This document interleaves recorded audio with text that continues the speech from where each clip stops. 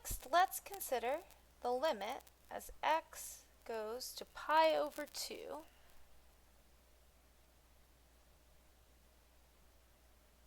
from the right of 2 tan x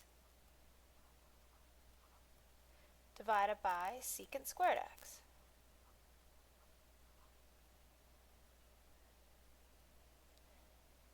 If I think about the graph of tan x as x approaches pi over 2 is a vertical asymptote in the graph of tan x. And on the right, tan x is going to minus infinity.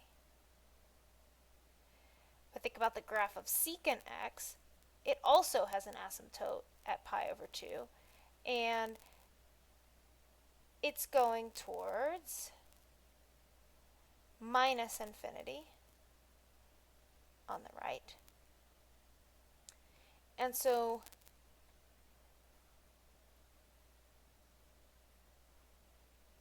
here's secant x. So here's where it's going to minus infinity on the right-hand side of pi over 2. So this is infinity over infinity in determinate form. I guess this is squared, so it would end up being positive. But at any rate, this is infinity over infinity, which is a bummer, except that we have this new theorem that helps us solve exactly this type of problem, an infinity over infinity or 0 over 0 indeterminate form. And so to attack this limit, I've confirmed L'Hopital's rule applies, so I'm going to use it and indicate that I'm using it with a little L apostrophe H. And that tells me I can look at the limit as x goes to pi over 2 from the right of the derivative of 2 tan x, 2 secant squared x, over the derivative of secant squared x, that's derivative of something squared, 2 times the something, times the derivative of the something from chain rule. So the derivative of secant is secant x times tan x.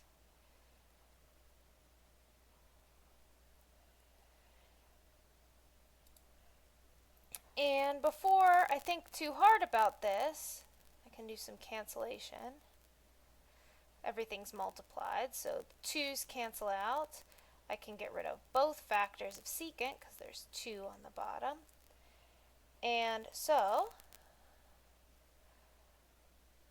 what I end up with is the limit as x goes to pi over 2 from the right of 1 over tan x. Well, tan x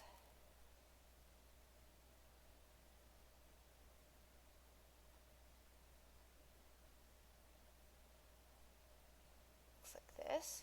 So from the right, it's going towards negative infinity, and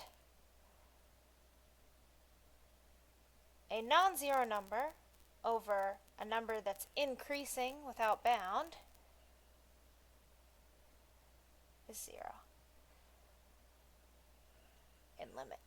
So the limit as x goes to pi over 2 from the right of 1 over tan x is 0.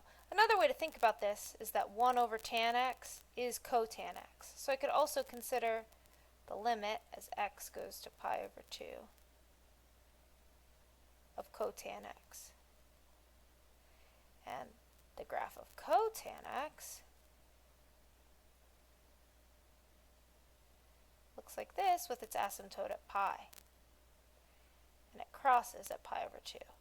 So as x approaches pi over 2, cotan x approaches 0. So either way you think about it, this limit is 0. And we use L'Hopital's rule to get here.